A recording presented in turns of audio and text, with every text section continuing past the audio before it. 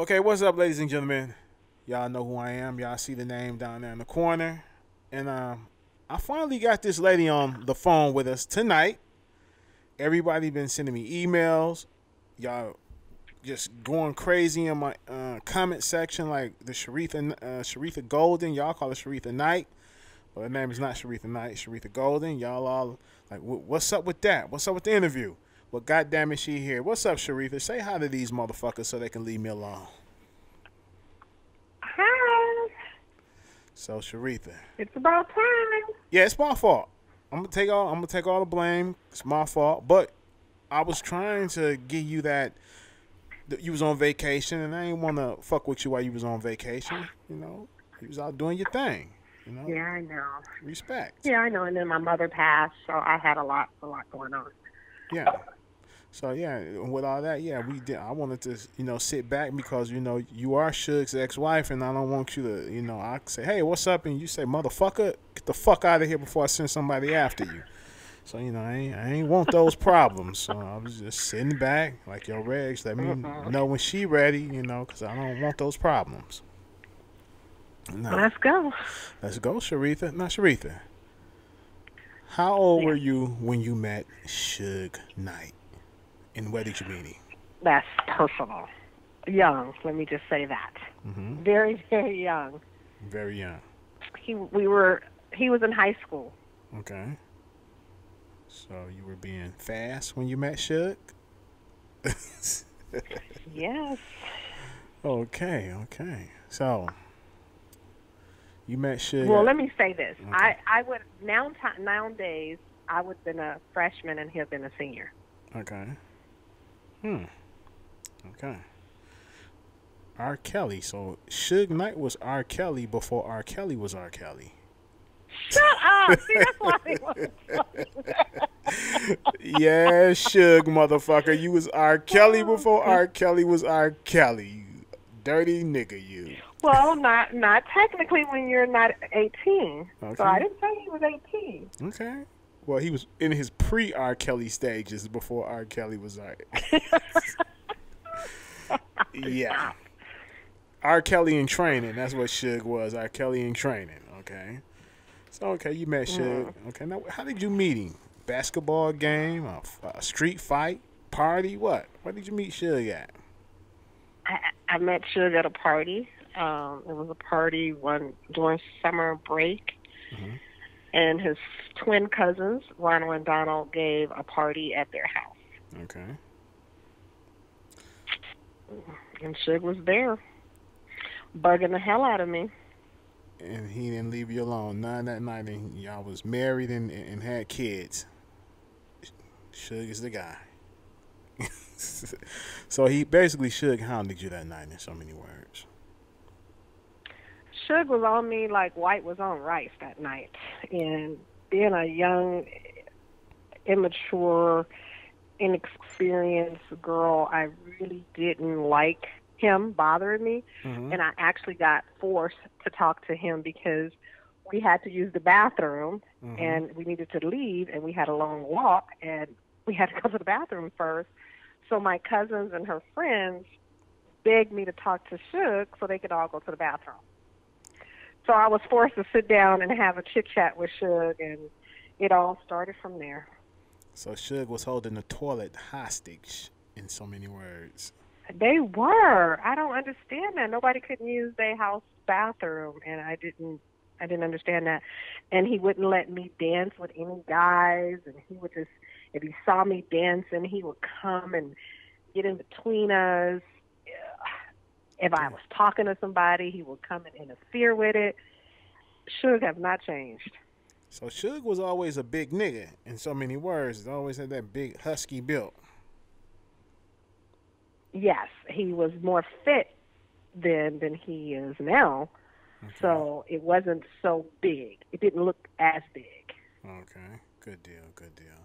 Now, Sharitha, everybody always paints Yes. Suge in the media as this big bad monster, this big bad gang member. Just he's the scum of the earth in so many words. This is what white America with three K's paint him as. But we know that Suge has done a lot of charitable events and charitable work for a lot of charities. Would you like to, elaborate on any of that and share it with us? Because I want the people to see that side of Suge that the media never gives us. Well, I have my Suge, and I constantly call him my Suge, and then there's the made up Suge. Mm-hmm. And my Suge has always been a very kind, generous, sweet man Mm-hmm. and boy, because he was a boy at the time. Um, I met him, and during that time, and when he started making his own money, Suge has always did charitable things, gave turkeys out on Thanksgiving, did a Mother's Day event concert, free dinner in Beverly Hills, bust them to Beverly Hills of all places where people have never been before. So he's a different Suge than I know. Okay. Now, as Suge was doing all this, there was never no media cameras nowhere around the paparazzi or none of that. They wasn't there. They were there and just wasn't interested in seeing Suge doing that side. No, I think the only time there was media attention for anything Suge did as a charity was the voting thing. Him and Pop and Snoop did the voting that they did set up with Brotherhood Crusade. That was about the only media involved event he did. Okay. Now, we're going to step off of Suge for a minute. We get back to that. Now, you were the first lady of Death Row Records. You were Suge's wife, and you was handling business. Could you elaborate to us and talk to us and tell us just what was your role at Death Row and what were you doing? Well, my original role when we decided or we talked about this Death Row Records, it initially started off with Suge managing. Mm-hmm. And, well, no, Suge's first thing was bodyguard, and I really wasn't too interested in that. He did that on his own. He was on the road. And then it escalated from bodyguard until he was going to manage some people. And I did a lot of things with him during his management stage. His management stage took him to, he's going to let's own a recording studio. And that was the Solar Records. They thought they were buying the studio from Big Riffy. That wasn't true. They were renting it, Mm-hmm. and we all chipped in. That means me and Suge, Dre, and DLC, $25,000 each. Mm-hmm. So that was a down payment for thinking we own something. That was a down payment for rental. Okay. So, okay, that was just great. So, and then when he started, so the studio, I used to run the studio because nobody knew how to do business at the studio. Mm-hmm. So he finally gave me he called me and said, I need you to come up here and make the studio some money. So here's one of my roles. I used to sit behind a desk at Solar Records and book rehearsal halls and studio time for different people that called in. And from that, like when Death Row started, somehow I got to be Suge's personal secretary. Mm-hmm. And I used to have to go to the meetings and take the notes and all of that for him. And then I did my own thing. Okay. Keeping it in the family. That's how it's supposed to be. The wife is doing her thing, with the husband. That's what it's supposed to be like. Okay. Now. Yeah, that's what it was. We were very close. I mean, I think even today we're not as good friends as we were years ago, but Suge has always really been my best friend. Okay. So, how many kids you have with Suge? Just one. Just one? That's a daughter. Yes. Okay. She's 25 now. Okay. Just like Suge. Is she scary like Suge? When I say scary, I mean people. She scared people just by her presence and being around. It must be because she's different than her mother. I'm very approachable. Mm-hmm. I talk to people all the time. My kids don't even understand why do I talk to people all the time, but I'm a talker and I do talk to people. She's not that approachable girl. She's a very attractive young lady. She's a little mini me, Mm-hmm. but she don't have a boyfriend. And I think she might have only had one boyfriend, and you can't count that boyfriend. She hasn't had a boyfriend as an adult. Okay. And I can't understand that. I'm like, what is wrong with her? But I think she's mean. I think she's mean. Well, shit. Could it be that? And the one time well, let me tell you this. The one time she tried to have a boyfriend, Mm-hmm. her dad just talked so bad to these boys and intimidate them that I think everybody was like, oh, we'll be cool. We'll just be your friend.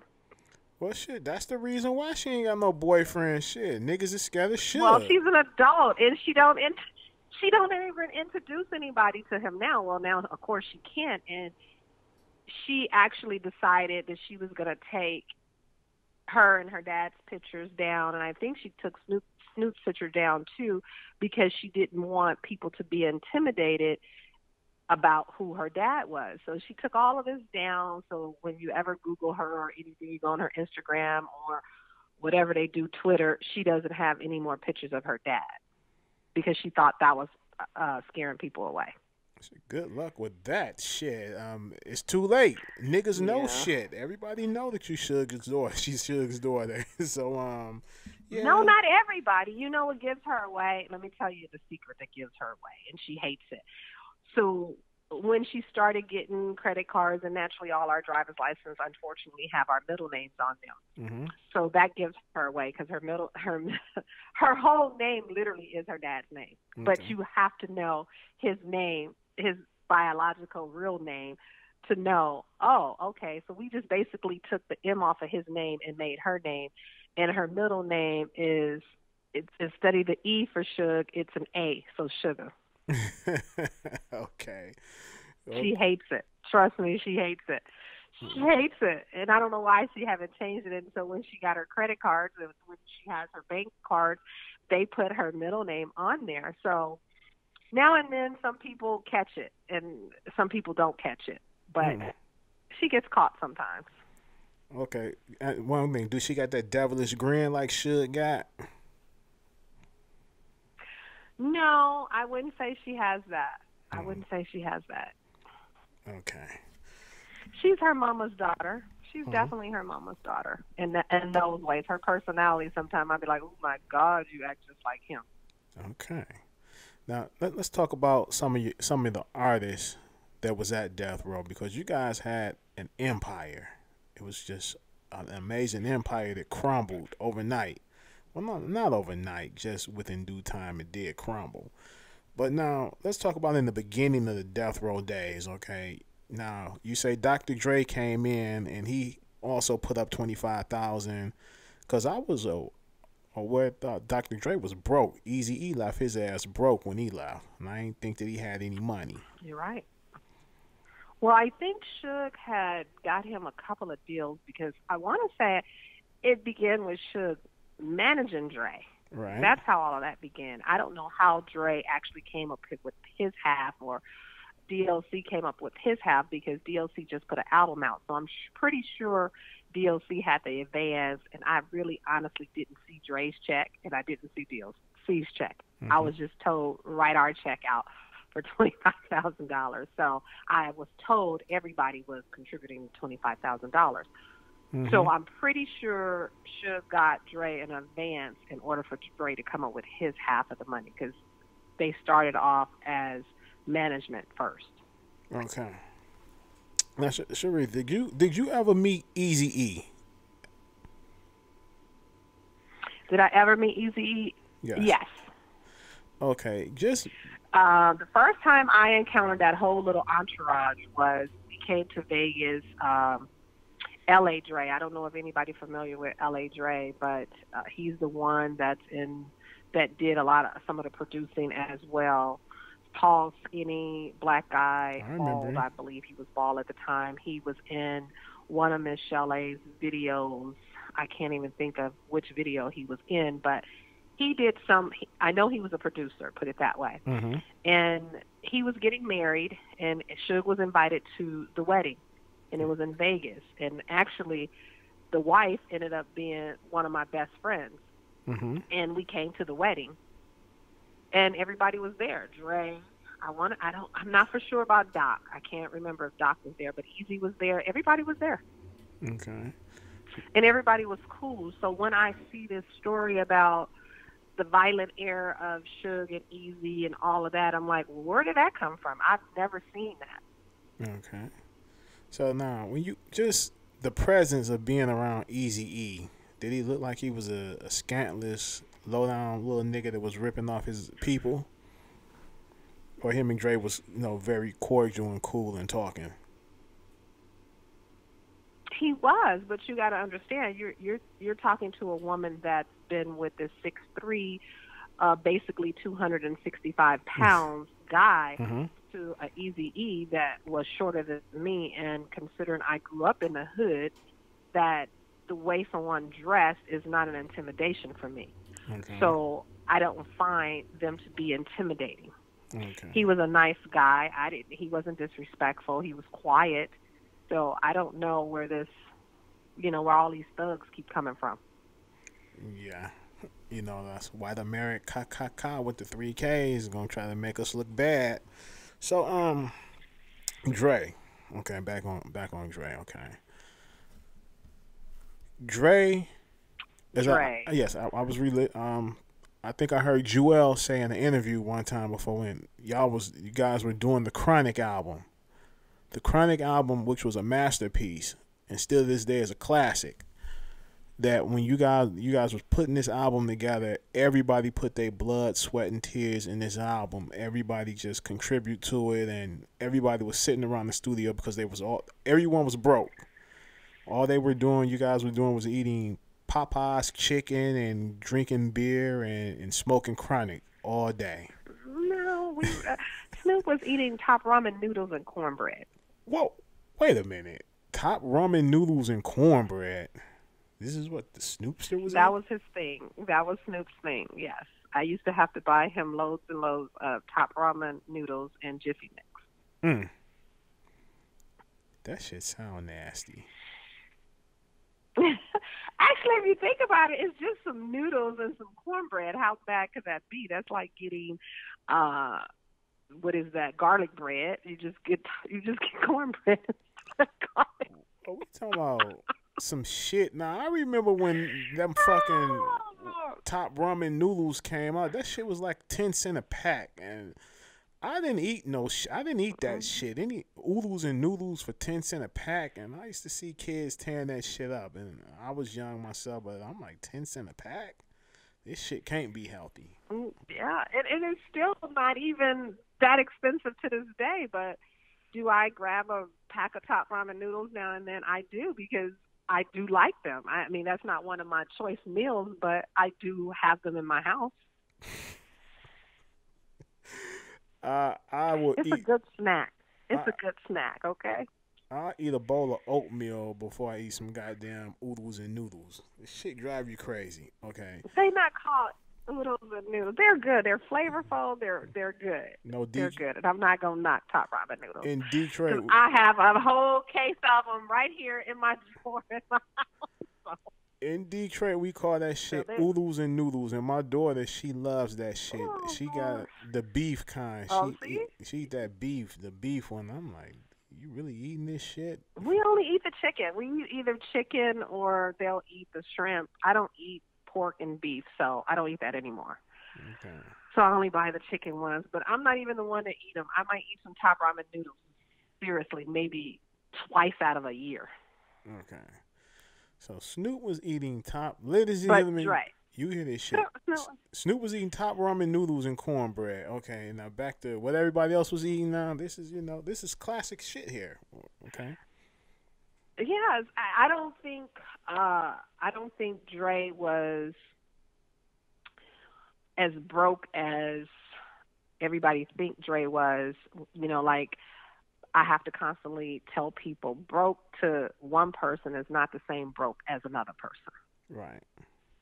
So in Dre's standard, was Dre broke? Yes, but I want to believe Suge had created some deals and some upfront money and publishing for Dre. So by the time we really got into that, Dre wasn't that broke.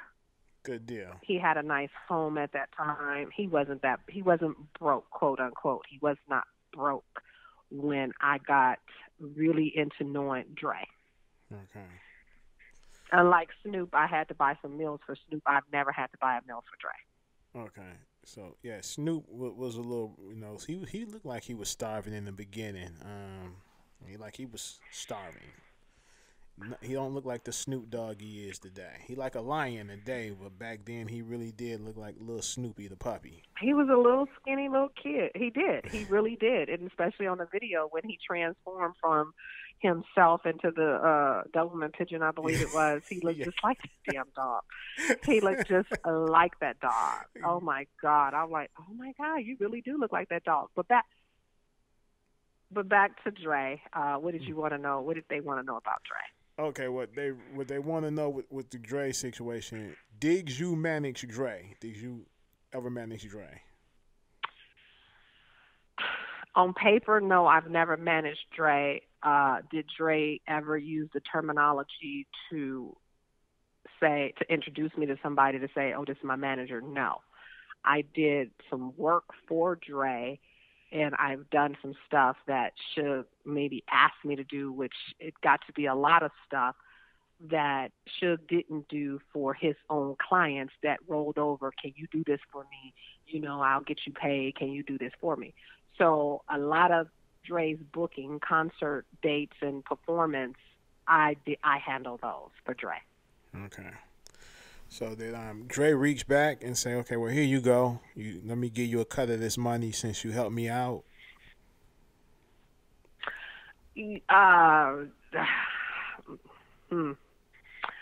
Okay. Let me go back to that. Yeah, we raw over here now. We gonna ask some shit now that don't nobody else ask. Okay. So let me make that very clear. That when it came to Dre was probably one of the freer ones to pay because Dre wasn't the broke one. So every dollar that Dre made, he had no problem with me making 20% off of it. Okay. When you come to the newbie clients, which was the Snoop, the Dog Pound, and so forth, those people, when it came time to getting all of my percentage, it didn't happen. Because they always were, oh, Sharitha, can you get us later? Can you get us next time? It was always, can you get us the next time? Snoop would probably be one of the ones that paid as far as concert dates, his concert fees. I probably collected on my concert date fees more so from Dre and Snoop than I ever did from the Dog Pound. Okay, so Daz or any other artist that I managed. Daz Any and Corrupt. other artist I managed, no. Daz and Corrupt wasn't giving up that money. They wasn't making. Okay. Well, they wasn't making as much. So I wanted to see them more successful. I didn't need the money. Let me say that. I wasn't desperate for money. I don't have these rich fantasies or anything like that. They wanted things. I had a nice car. I had a home. I didn't need the things that they were seeking. Okay. So for me to give up my commission, it wasn't a problem for me. And I always thought I'll get it down the line when they're making money. Well, that didn't happen. Okay. Oh, that's bad business. Okay, so let's talk. Okay, now someone had brought to attention and said Snoop allegedly sued you for a reason of something about you had ripped him off. Would you care to elaborate on that and talk about that? Because, that was new to me. Yes. When the whole death row was, I'll say, falling at the time, Snoop went to or wanted to go to another label. And naturally dealing with Suge or anything that had to do with Suge, you had to have the paperwork signed. Mm-hmm. Now, Snoop could have walked away just fine and dandy. Mm-hmm. He needed to get out of his management contract. Okay. Did he need to get out of it as far as I was concerned? No, he could have talked to me. I thought we were close enough that he could have talked to me, but instead Snoop filed for him to get out of his management contract, and whoever his attorney was, you got loopholes to everything in life. Mm-hmm. So the loophole that Snoop came up with was I was doing illegal business as far as doing their concert dates. Mm-hmm. Was I? Yes. Did I know? No. I did not know that it was not contractual for me to book their concert dates. And that day, I would get all the calls for the booking. I would book them, have them sign, or I would sign. Well, you're supposed to have an agency, which was a talent agency, and you had to go through them. Okay. Well, when I found out that I had to go and hire a talent agency, I explained that to Snoop, and I said, Snoop, I cannot do this. This is illegal. I can't do this. We have to go with this agency. Mm-hmm. He was like, I don't want to give up my money for that. And let's just keep it going. I said, let me tell you how the loophole to that is. You are entitled to book any concert dates you want to book and any performances you want to book. Mm-hmm. So I cannot sign. I have to legally give it to you. Right. He was like, cool, let's do it.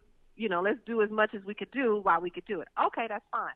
So I thought we were close enough that we had this trust in each other.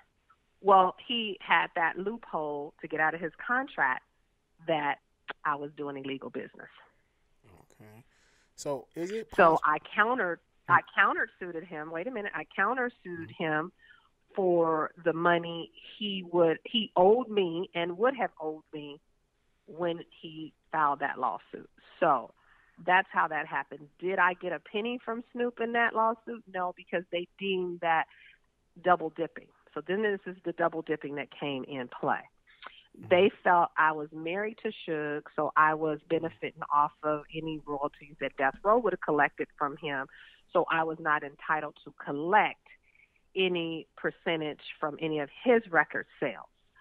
So I didn't get anything from that. Well, Snoop was very unhappy, and this is why I guess he doesn't talk to me, that I found out from a hearsay. He doesn't talk to me because of the dollar amount that was listed on the countersuit. That's a number. Are you serious? It's a number. It was to get your attention to talk to me, and that's what it was about. You could have talked to me. We could have settled this. Well, if Snoop was being malicious towards me, Snoop wouldn't have paid my attorney fees. Snoop paid all my attorney fees. Right. So what was the dollar amount? So it wasn't a number. I don't even remember. I really don't, because that's how irrelevant it was to me. I don't remember. That's like when we were all getting sued from corrupt, supposedly managers. I had to go to Philadelphia for that, and corrupt said, Sharitha, no, I want you to get paid. Put in, I owe you X amount of dollars so you can get paid. Well, I put the amount in, and I think it was like $50,000. I don't know, $100,000, something like that. Well, I was awarded $50,000. Did I ever see the $50,000 from corrupt? No, I did not. All lawsuits is a numbers game, and do most of the people see that crap? No, they don't. Because if the person don't have it, how are you going to collect something somebody don't have? Wow, you're right. Well, there's ways, because I've sued motherfuckers who lived in my property and the kids tore it up, and I filed in small claims court, and I would win because they wouldn't show up, and then I would hit their ass around tax time, and those motherfuckers would be mad as hell about that. I mean, that's the way you can, but you're talking about small dollars. I wasn't talking about small dollars. Okay. You're talking about big dollars, and every artist, if anybody is an artist, you know how to hide your money. If you're a good manager for an artist, you know how to hide that artist's money. So it is a way to do everything, because back in the day, money was received cash. Yeah. So nobody gave you, a 1099 you or anything like that. You had to report that yourself, or you sent it to your accounting office, and they reported and they paid taxes on it. So tax evasion was easy back then. Let me say that. Because every concert date, the only money that you really calculated was the upfront money, because you always got half of the profit up front. That was the money that you had to really report. Well, the unreported money came from the cash you collected when you got to the venue. Right. So everybody knows how to. It's a loophole for everything. Yeah, that's true. There's always gonna be a loophole for something. So okay, so I mean Snoop, you guys have not spoken So since.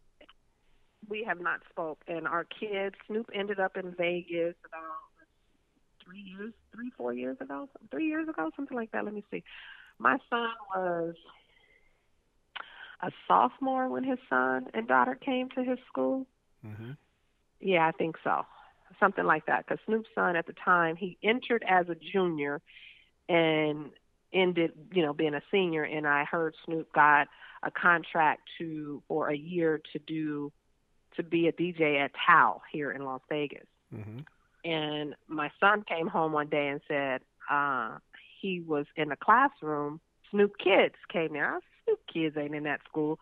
And he told me their name, and I was like, wow, they are. And he had classes with Snoop's daughter, plus they were on the football team together. Mhm. And we would go to the games. Snoop would sit behind me in his reserve seat or whatever he called it. I was one of the team moms, so he never had a word for me. Wow. One day he spoke to my daughter. The next day he seemed like he was sky high as a kite. And I said, oh, go speak to your godfather, to my daughter. And she tried to go sit there, and he was so freaking high, seemed like that. She told me, don't you ever ask me to go speak to him again. He acted like I was some groupie and he didn't know who I was. Mm. So that ended that as far as she was concerned. She would never, so the whole time we would sit at games, she wouldn't speak to him. He wouldn't speak to her. His wife wouldn't speak. It was tension for no reason. I'm not upset. This is 20 years ago. I do not harbor feelings for somebody over 20 years ago. Why are you Mhm. so mad? So when his, kids would say hi to me, talk to me, his wife and him wouldn't, and how dare you, from the things me and Snoop been through, and his wife used to live with me. How dare you guys think it's okay not to say hi to me? Her sister would come and hug me. His father would come to games, speak to me. His mother, Rage, them two, nothing. Mm. And I know he talked about us in his household because his kids told me. He always wanted to meet you. He always talked about you and your daughter all the time. Why are you talking about us and telling your kids that you're my daughter's godfather, but yet you don't even talk to her? Yeah, I that's mean, you deep. talked to her one time when she was with her dad, and you boast about it on Instagram. Oh my God, daughter, she's grown so much, yada yada yada yada, and posted a picture of you and her on Instagram. But yet, when you was in the same state as her, you act like we didn't exist. Cause Suge Knight was out. That's why. Well, it wasn't that, because I asked. I was like, what is up? Because his father calls me. Me and his father talks. His father was like, I don't know what's wrong with my son. I keep telling him he wrong. If it wasn't for you, he would be in jail right now. And I was like, and that's not even important. I love Snoop like my little brother. Mhm. I feel our bond was that good that he was my little brother. I would do anything for Snoop, and for him to be mad over something that happened, or that he could have picked up his phone and called me and said, hey, I'm mad at you. Why you do this? And I would have been told him, I was hurt for what you did. You shouldn't have done that, because when you needed me to sell an album for you, I Mhm. came back. I dumped you a long time ago. I dumped Snoop after his second album, when his second album came out. Mm. I told Suge I'm not being bothered with Snoop no more. He's disrespectful, and I don't play disrespect. I didn't need Snoop's money. Mm. And Suge called me when Snoop's album came out, and he was like, please, I'll pay you. Snoop don't have to pay you. I'll pay you if you could just sell his album for me. So I did it for Suge, not for Snoop. So for you to act like you mad at somebody, I'm the one should be mad, not you. You have no right to be mad. I don't care if I put $20 million on a piece of paper. You still shouldn't be mad, because, like I say, you know what I've done for you, because you haven't done a damn thing for Sharitha. Okay. Could it be that somebody is in his ear? Because some people, they let people get in their ear and they don't have a mind of their own to think, and somebody just, oh, Snoop fuck her, and fuck Suge, and shit of that nature. Could that possibly be it? Well, first of all, we all grown. Let's go Mm. there. True. Nobody could tell me to be mean to Snoop. Yeah. Nobody could tell me how I'm supposed to feel about Suge. I don't care what I say, what Suge done to me. I'm a grown person. I have my own mind. God gave us all individual choices, and nobody could tell me that. And as an individual, you know what somebody has done for you and how somebody has had your back. Whatever you and Suge little problem or tit for tat was, I didn't even get into that. I didn't even get into it at all. I might have said y'all need to make up, but I didn't even know him and Snoop was tit for tat. And let's be clear and honest about it, because by then, me and Snoop had parted ways. So they little daddy son little rivalry they had going on, I wasn't privy to that. I didn't know that. But whatever happened, he found forgiveness and forgave Suge. And whatever Suge did to you had to be worse than what Sharitha put on some numbers Sharitha put on a piece of paper. So how could you put it in yourself to forgive and talk back to Suge, but you couldn't find it in yourself to come to me as the person you knew the things I did for you? I put my life on the line for you. You knew this, but you had what is that little respect? You my daughter's godfather. You was the one when I was having contractions. You guys was carrying me down the damn stairs. Wait a minute. Really? Snoop carried you down the stairs? Well, Snoop, they didn't physically carry me, but you know how somebody holding you up, walking you down the stairs and stuff. Snoop and Daz, they were all there. It was a family. See, what people don't understand is this record label was so unorthodox that we were a family, and that's where the problem is at. And if you have your family and your family is close and y'all good when everybody's happy, but let the head of that family die and watch how it crumbles. Oh, true. Facts. And that's what happened to Death Row. When you got your mother and your brothers and your sisters, your siblings, y'all all close, y'all come home to your mother's, your parents' house on Sundays, and y'all loving each other. Y'all might have some spats, but your mama always tell you, boy, you better go apologize to your sister. Girl, you better apologize to your sister. So the head of that household kept that family together. And when that head dies and pass away, and now you got to fight over the parents' fortune if they had some, watch how that family crumble. That's true. Okay. So that's what happened to Death Row. Had we kept Death Row professional, because it should have been professional now that I see, if I had to do it all over, that ain't in me, so let me not lie. I would convince Suge, let me say that, to not be personal with them, because he was overly personal with them. I'm personal with people, but I don't hold grudges when something don't work. I do forgive. I don't have grudges in my heart. I don't function like that. But I would have told Suge, stop partying with them. Don't take them to clubs. Don't hang with them. He should have learned to be the CEO, and it would have been a different respect, because the only person I see had respect and understood the family was Corrupt. Oh, facts. Corrupt made it very clear about the family, and we were a family, and we looked out for people. I'm not going to treat you to a steak dinner and say, oh, well, you know, that was $100 dinner. I'm charging you back for that $100 dinner down the line when I'm mad at you. That's not how things work. You live in my house. You live with me. I'm not charging you rent to live there. Right. That's how you do family. And this is what the problem is with that particular business.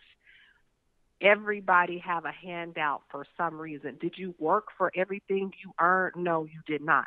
And that's what people don't understand. These people got so much money and went through so much money that they can't even calculate how much money they literally have. And if it wasn't on paper, to you, that's a non-calculation. So if every week or every month I'm giving you $1,000 cash, you coming up to the office getting it in cash, can you ever claim that you got it? No, you can't. Nobody can prove you got it. True. So what should have happened is there was no direct professionalism at Death Row. There was no accounting at Death Row. Suge should never pull out of his pocket money and you say, oh, shoot, I don't have no money. Can you, give me a couple dollars? And Suge pulls out and give you $1,000 and say, here, go on. Well, when he decides that he's getting mad at you or you're mad at him, oh, Remember that $1,000 I gave you when you threw it all on the table when we was gambling? So this is why this family crumbled. Had we all been not friends, not none of that, not break bread together and kept it like the white businesses do. You don't break. They don't break bread together. They might go golfing, but that's the end of it. After the golfing, you ain't coming to my house. I ain't going to your house. Facts. I'm not at your baby shower. I'm not at. I'm not your. You're not my god kids. You're not my godparents to my kids. If we could have kept it, Suge was a CEO. I firmly believe Death Row would still be in existence. I believe that too. Now, when you said that you are in the, So go ahead. I'm gonna cut you off. Go ahead. go on. No, No, I can wait. Go ahead. It's on you. I don't even know. You made me miss it, but go ahead. Well, I was gonna ask. I'm gonna be Patty. You said you in the forgiving mood. Would you forgive Michel'le? Okay, this is the second time this has came up with you. I thought about it, and I seriously thought about it after I did the show with you that day. I thought about it. Would I forgive Michel'le? It depends on how Michel'le came to me and asked for it. Now, hold on. If she came to me like that snotty-ass bitch, hell no, I'll just sock her right in her face. But if she came to me and apologized, and I felt, not her, I felt she was sincere with it, I probably could find forgiveness in my heart for her. Wait a minute. Because at the end of the day, I thought about her actions. Michel'le is business. And her business was Suge at the time. And I can't even lie about it. Did she like Suge? The way I see it, how you like somebody and you just destroyed them on national TV or in every interview you did. You never heard me destroy Suge. I'm going to tell you the truth about Suge, but you didn't hear me destroy Suge. Did Suge hit the girl? I don't know if he hit the girl. Me and Suge didn't have that kind of relationship. Yes, did he cut my hair? Yes, cutting my hair was not hitting me. And let's see, as an adult, I view that differently. But at that time, I viewed it as this man's so in love that he thinks the only thing going to keep me with him if I don't have hair anymore, which was the stupidest thing I've ever heard in my life. But Suge kept his family still might have my ponytail, and I'm not even gonna lie about it. This is the one psycho thing about this man. He still had my braid. He still had it. He kept it in a little suitcase. So did he physically ever abuse me outside of cutting my hair? No. Suge has never balled up his fist, backhand me, pushed me, any other violent act towards me. I think if I had to make a statement of who was the violent person in our relationship, it would have been me. Well, you gotta look at it like this. How is being a hoe? How is that business? And to say that Suge may have backhand slapped her because she was a hoe. That's what niggas do to hoes. Okay. I'm gonna tell you about a hoe. A hoe makes money, right? That's her business. Not all hoes. And that was Michelle's business. She loved Dre. Let me make it very clear to my knowledge of what I saw. She loved Dre dirty draws because I wouldn't have been with a nigga that treated me that bad. She loved Dre, and she kept going back to Dre time after time, and Dre was beating the hell out of Michelle. I've witnessed some of that. And she would call and talk to me about it, and I would meet her when she got pregnant by Dre and needed abortion money. So this is what people don't understand. The relationship that I had with Michelle was so intense that it's not that it's a woman that I'm not mad at none of Suge's women. They weren't my friends. Right. When you cross the line as a friend and I'm divulging my private business with you about me and my husband's relationship, and you're divulging your relationship and confiding into someone, that becomes a real friendship. And I'm just not, she wasn't an associate. Let me say that. I do know the difference between, I just know her. I see her at the parties or whatever. She was a friend of mine. Way before anything, she was a friend of mine. And this is before everything. I met her as Dre's woman. Right. And we became friends. And I did not know you would ever been interested in my husband. And let her version state that, and remind you, Michel'le was married when I met her. So all of that story she had on TV, she didn't know he was married. Bullshit. She met us as husband and wife. Nah. She met us as husband and wife. You got to remember, I was married to Suge before he met Dre. Oh, wow, yeah.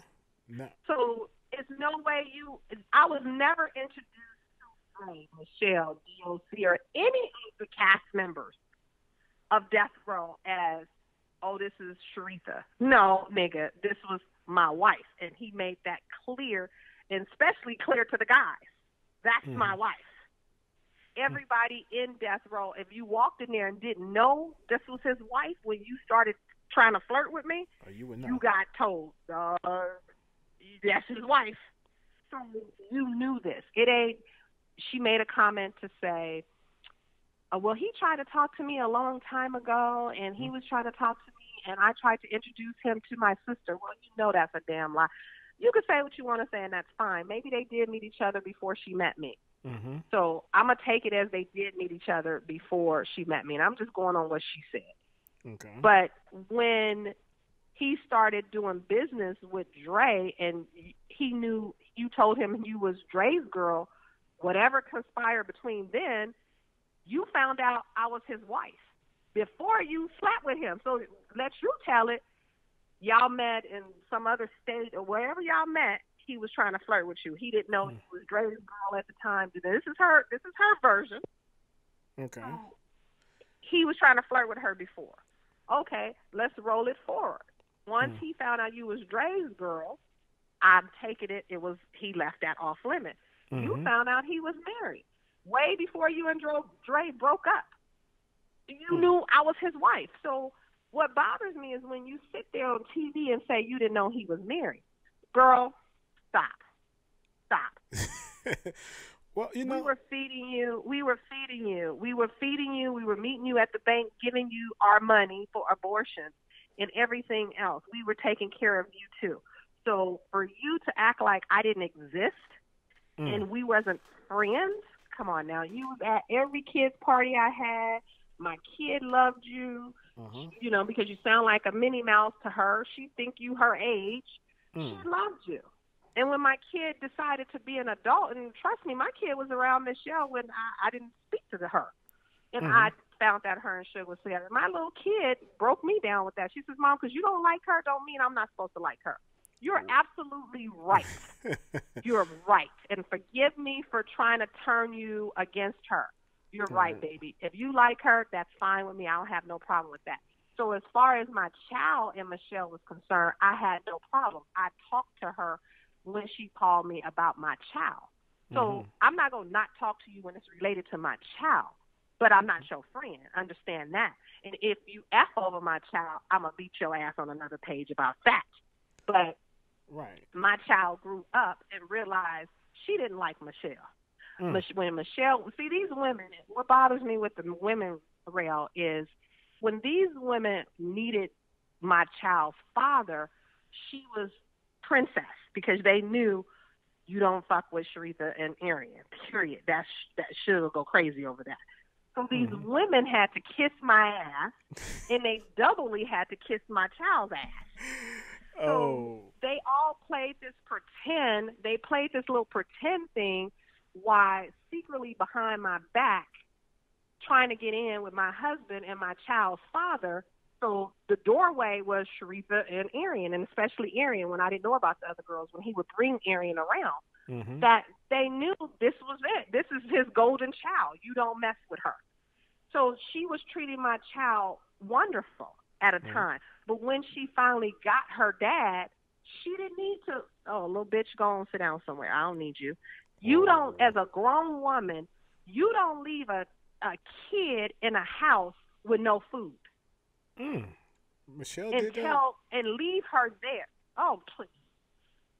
you know what? If I can get my daughter to get on the phone and say anything, you best believe she did some stuff to my child that was not right. And I'm not even talking about anything else. You're talking about a grown woman that's a mother, and this is before she had this other baby, Suge's baby. You're talking about her and her son would be in the same house as my child. Suge would not be there.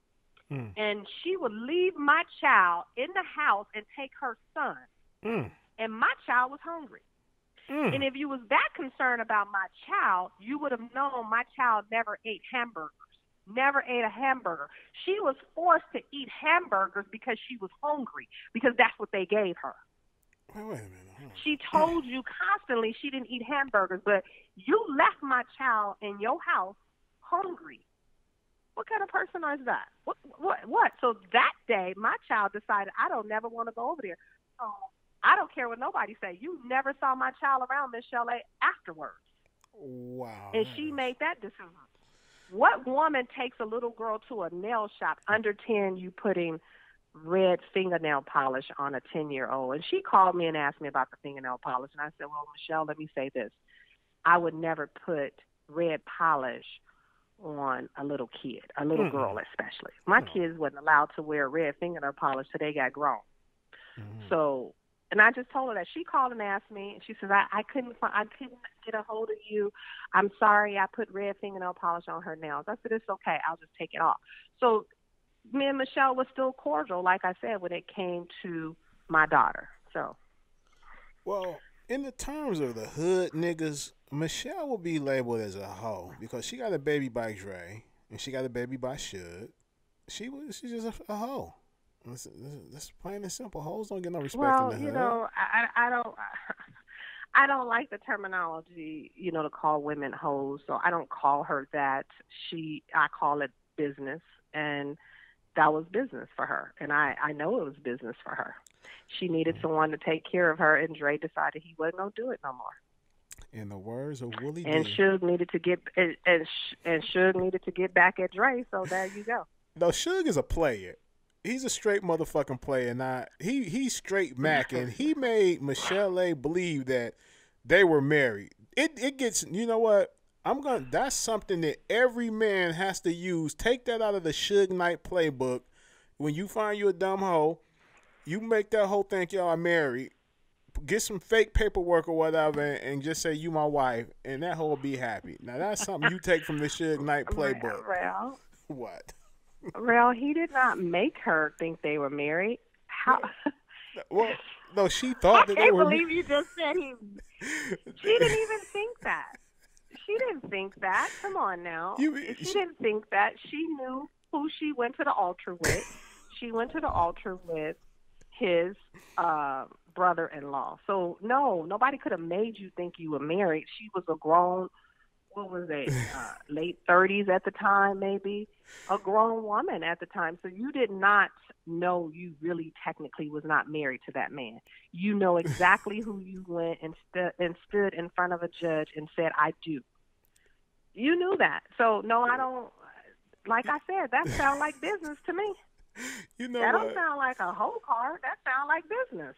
I know Dr. Dre is straight laughing at this shit. I mean, because, you know, he got to be laughing and, like, this has got to be the dumbest chick that I ever laid up with and fuck. But from my understanding... Well, you guys, we got to think about it. Is she dumb? Was she dumb? She was living a good life. You guys sitting here... I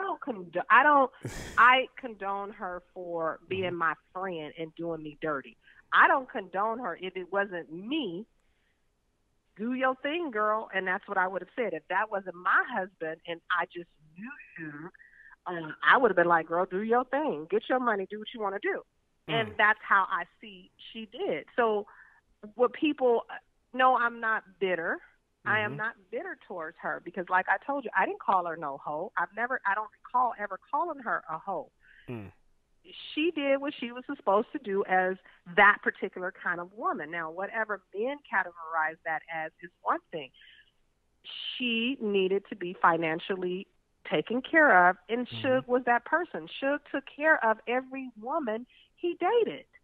And that's why women love Suge. Suge was an awesome provider. Yeah, you take awesome. care of women. He will take care of you. And you supposed to. So I don't, like I said, I don't know Suge as far as the hitting is. Suge would wine and dine you to the max. He had it, you had it. You went to the finest restaurants. You did the finest things.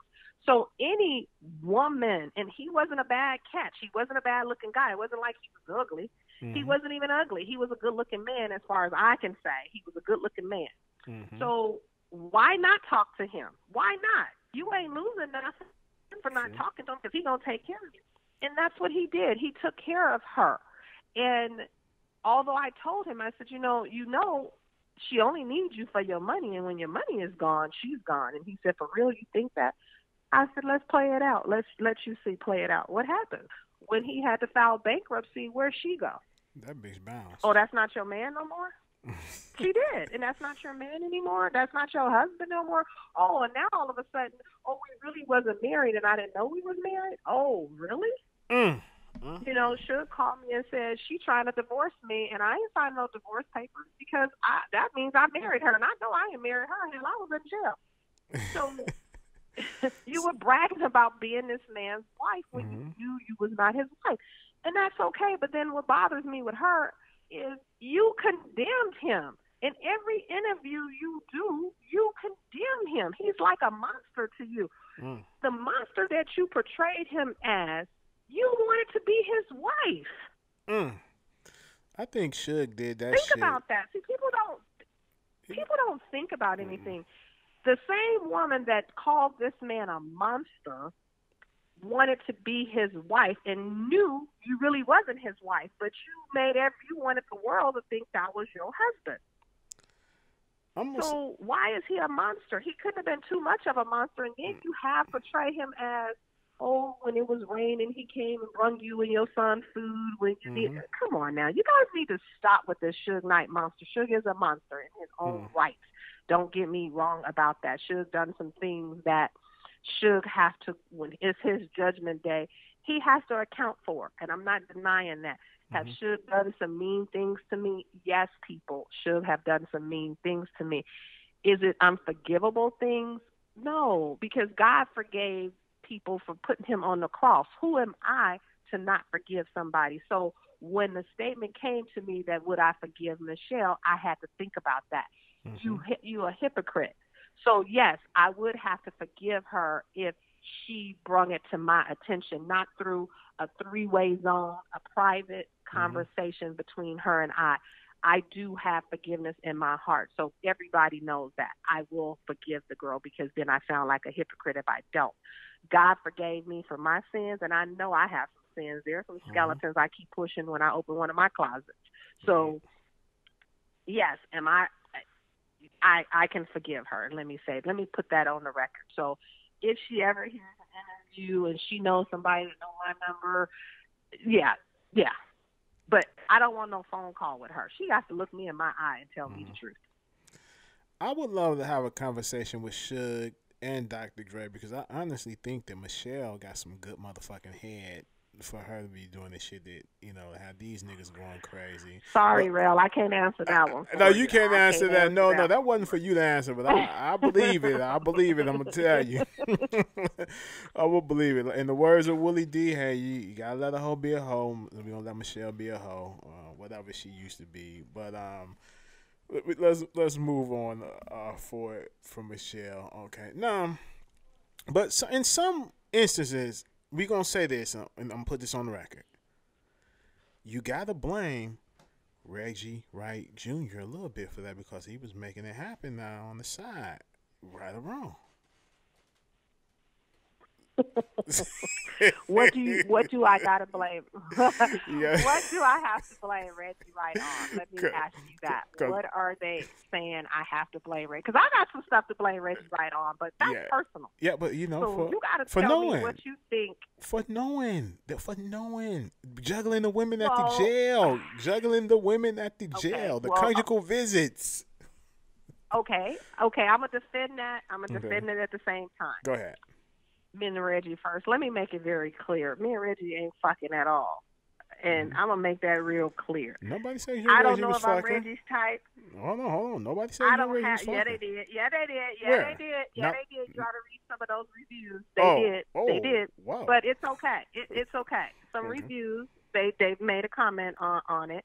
But you got to understand, Reggie was dating my cousin when we were in high school. So Reggie has always been my cousin's dude. Right. So that will take Reggie off the table automatically. And secondly, Reggie and Suge were classmates, teammates, or friends, or whatever they became after Reggie came to death row. So, but in defense of Reggie, I thought Reggie did some effed up things. Let me make that clear. Reggie did some effed up things. But Reggie was Suge's friend. Reggie was Suge's friend. And as Suge's friend, he had his loyalty role with Suge. Did what he supposed and to I do. have to respect that. Yeah. He did what he was supposed to do. So did Reggie let me know some things when they were happening? Yes. So I give him props for that too. Reggie was very new. He tried his best to be neutral, but it wasn't Reggie's job to tell me some things. Now, as far as the women and the going to jail to visit him, Reggie tried to organize that as precise as it was. He tried. I mean, there was a slip up. I was in prison with the Tammy one time, and I would visit, and I did have to tell them, "Don't play me. Don't play me. I'm not with this thing, because Suge showed his ass, and I had to cuss him out. But don't play me with these little girls. Don't do that." So shit. that did happen, and I know it wasn't on Reggie. Some things are not on Reggie, and this is what people don't understand. Reggie was an employee, and he could only do certain things. He could only do what his employer asked him to do. So Reggie did get all the backlash for any negative things that happened at death row. Yeah, he does. And where the death row artists, I'm going to tell you from their point of view. Their point of view of Reggie is when Reggie came to death row, Reggie was an ex-cop and Reggie was a head of security. So you got to understand where everybody's role was, which people that never had a real job don't understand that people get promoted. So they don't understand the promotion level. Just because I start one place, just because I start as the secretary don't mean I can't be Suge's assistant or whatever you want to call it. No different than his brother-in-law was the receptionist, became Suge's right-hand man at one point. At any job, there is advancement. You hope, unless you shouldn't be on that job. Facts. So you don't never want to stay in that minute position at any time. So Reggie came there as head of security. Well, they only had respect for Reggie as head of security. So when they thought, Reggie was the ones making the decision because they don't see Suge and they only see Reggie, and Reggie's delivering the words out of his mouth and not Suge's mouth, it all fell back on Reggie. Right. Everything fell on Reggie. And Reggie was a loyal friend, and I don't know why the hell Reggie was this loyal to this nigga. I tried to tell him. He didn't want to listen to me. But I tried to tell him. But people don't know the extent of Suge and Sharitha's relationship. Reggie didn't even understand it. And I don't know if you ever asked Reggie, was Suge ever afraid of Sharitha? Ask Reggie that one day. Oh, he said And no. Reggie used to ask me, why is it this nigga scared of you? And I had to explain a lot of things that Reggie didn't know, because you're talking about me and Suge are not only friends, we're intimate, and we are a couple. So I know more about Suge than anybody. And you're talking about me and Suge was together when he was a kid. So as a kid, you evolve into a man and a woman. You do change. You're supposed to, at least. Right. So I've seen those changes, so I know where he came from and where he was going. So I could tell you about Suge. I could tell you everything about him. And so when I started breaking Suge down to Reggie, Reggie understood it. But the loyalty Reggie had for Suge was incredible. And he tried his best to be righteous at times. And I used to tell Reggie, you fucked up. You're a fucked up person. You gonna get yours too. And I told Reggie, you so loyal that you're going to get condemned at the end of the day. I said, I'm going to tell you what's going to happen. You're going to get condemned at the end of the day. You better watch it. So Reggie was just a loyal person. And did Reggie get the downfall? Did Reggie get the fire? Did the devil come knocking at Reggie's door? Yes. The devil came knocking at Reggie's door. You about to answer for everything now, Reggie. You knew better. But Reggie's loyalty was to Suge, and this is what people don't understand. Reggie's a snitch. Reggie dry snitch. Reggie did. Suge has pissed people off to the extent that, hell, you ain't got a dry snitch. Tell it out loud. Tell it out loud. It's coming. You know, because I even had, when Reggie started doing interviews, I did call Reggie because, you know, sometimes I get on this stupid YouTube and I can't sleep, and somebody might have sent me something, say, you need to listen to this interview. And I happened to run across one of Reggie's interviews. And I listened to Reggie, and I said, oh, my God, he's so angry. He's so angry. And you guys can ask him this. I called Reggie, and I said, Reggie, we agreed. Just because you angry, don't do what you're doing. Don't interview like that no more. Right. Don't interview. Don't interview and be angry. If you're going to tell the truth, just tell the truth. Don't be angry when you're telling the truth. And so he understood what I said. He said, Jed, you're right. I said, I know you mad at him, but this ain't nothing new. You know him. I told you about him. I told you everything about him. So you don't have a right to get angry now. Okay. And now I listen to Reggie. Now I listen to Reggie interview, and Reggie is very knowledgeable. I think Reggie is very smart. Reggie made a bad decision, don't get me wrong, but I think Reggie was very competent to run Death Row. I think Reggie did a fabulous job of running Death Row. As far as Reggie being a friend to all the women, he fucked up for that, and I'm gonna tell you that. That's how I feel about it. Okay. But I understand where the friendship with the women came in at. I do understand it. My friendship with Reggie, he should have more loyalty to me because I've been knowing Reggie since high school. But who knows? He shouldn't be talking to them other women. But I don't care. He friends with them, and it don't bother me anymore. It used to bother me, but it doesn't bother me because when I have a situation that I had to become a friend to a person that my husband sent to cater to my needs. Let me just say that. And my needs as far as my house. He worked in another state, and I had 4 children. And I needed things fixed. I needed things taken care of. So he brung this man would come to my house every day and help me fix stuff or put the TVs up, put the sound system up. I might have needed a chair put together. He put the chair together. So in this year time of this man being a part of my family made me and this man friends. Sexually, people, it just made us friends. No different than it was a woman. It just made us friends. When you involved in somebody and somebody come around you once a week for a whole year, you can't do nothing else but develop a friendship. I don't give a damn if you actually go outside every day or once a month and talk to your gardeners. Y'all become friends, and you have you could call your gardener and say, hey, Jose, come. Y'all become friends, and your gardener coming to your kids' birthday parties and dinner parties, and you become friends. Facts. So Reggie became friends with these women because he was put with these women all the time. Okay. So, yeah. Personally, I have some problems with Reggie. But business-wise, I think Reggie did a fabulous job, and Suge's biggest mistake in life was backstabbing Reggie. Good deal. And for all the artists on Death Row that might listen to this, you cannot condemn the messenger. You really can't. But they will always be mad at the messenger. Only the messenger. People gonna be. You mad always at the gonna be mad at the messenger. They always shoot the messenger. Yeah. Always shoot the messenger, and this is what happened with Reggie. So with the artist, you're not gonna make me change my opinion of Reggie. See, I don't allow people's opinion change my opinion on how I feel somebody. Reggie, I hold Reggie accountable for what Reggie did to me and me only. I don't hold Reggie accountable for the things he done for Suge. Right. So yes, I am good friends with Reggie. Very good friends with Reggie, and if Reggie needed me, if he got in trouble, he knows he can pick up his phone and I'll be there. No different than I'm a sucker for Suge. I'm going to be there for Suge. And Suge would still have Death Row had he did what he was supposed to do, was in our divorce. Give me give me what he was supposed to give me, he'd still have death row too.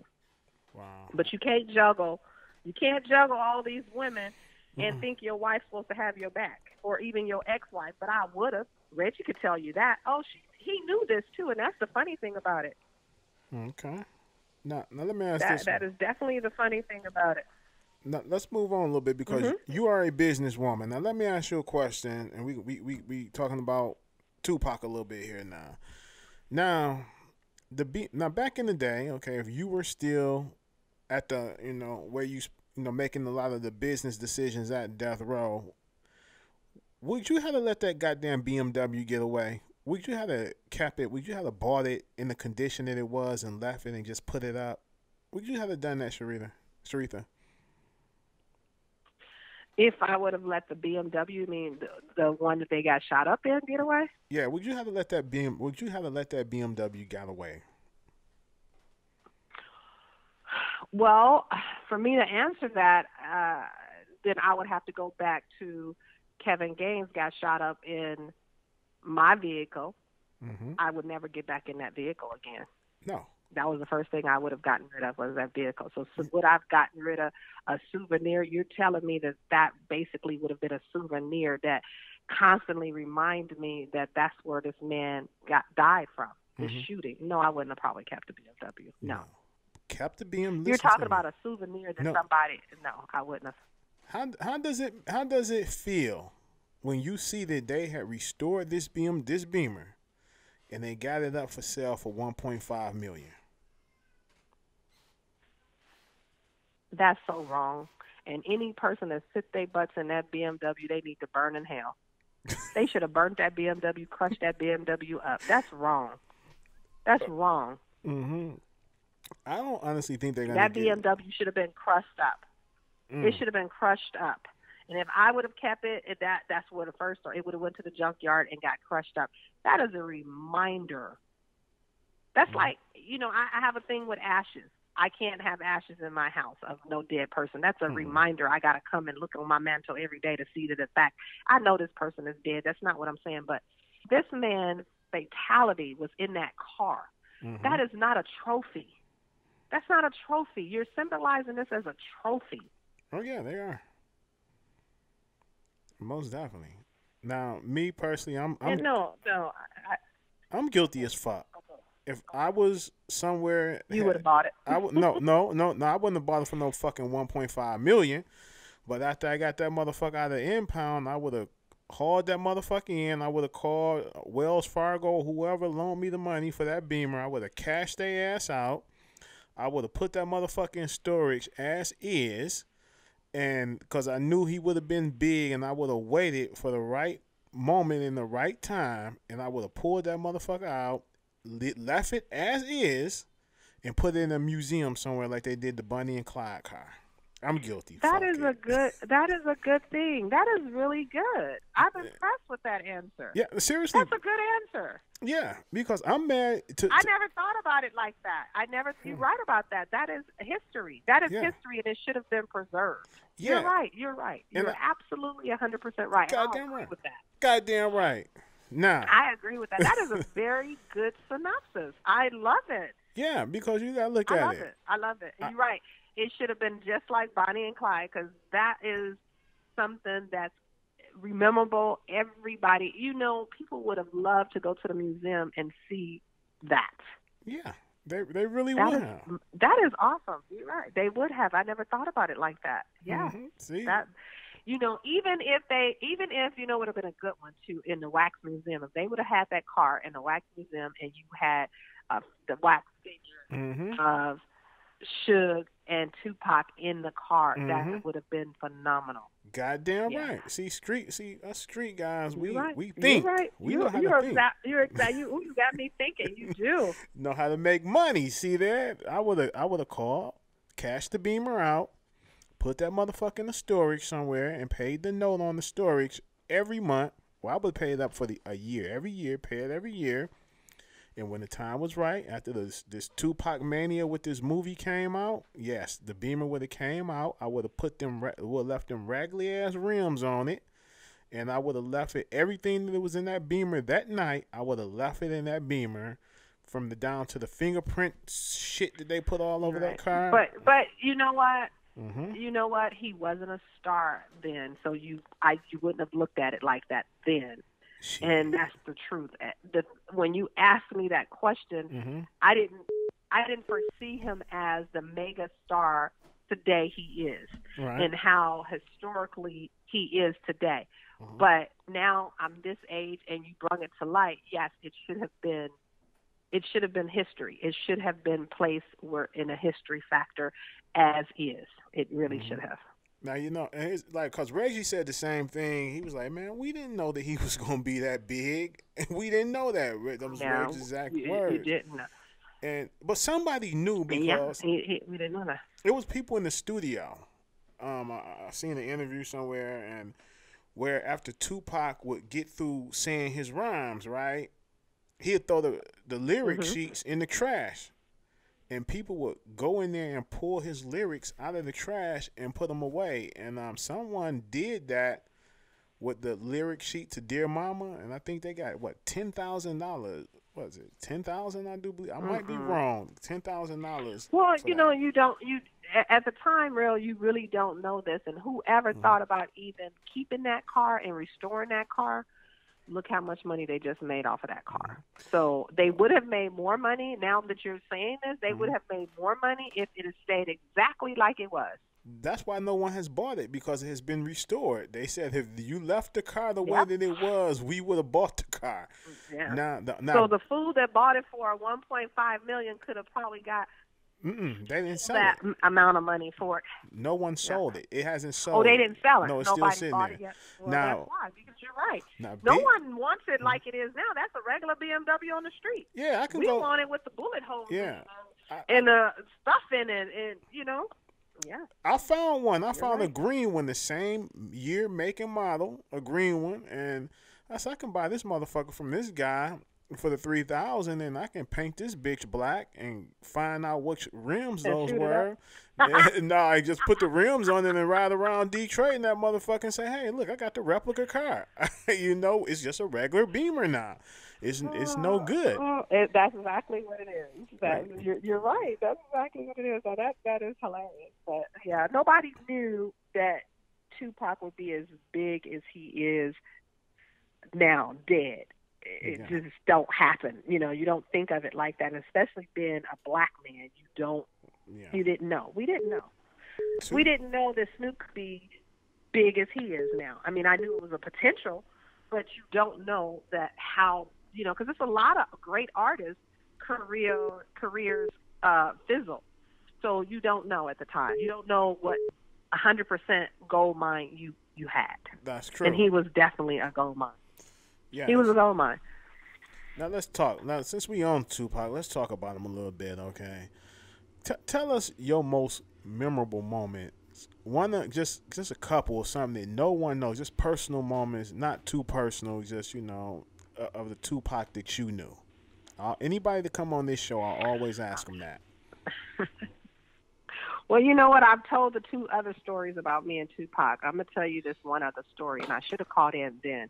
We're going to bring it up, and I know some people probably going to get mad at me about it, but we did a concert date, and I can't remember the city or the state we did it in, but we was on the plane. Suge left us. Let me get that clear. Suge left our asses and always left me to defend, always left me to be with these artists. It was, I want to say, the Dog Pound, probably Snoop, Tupac, Michel'le, and myself. It might have been some other people. I'm trying to visualize this plane.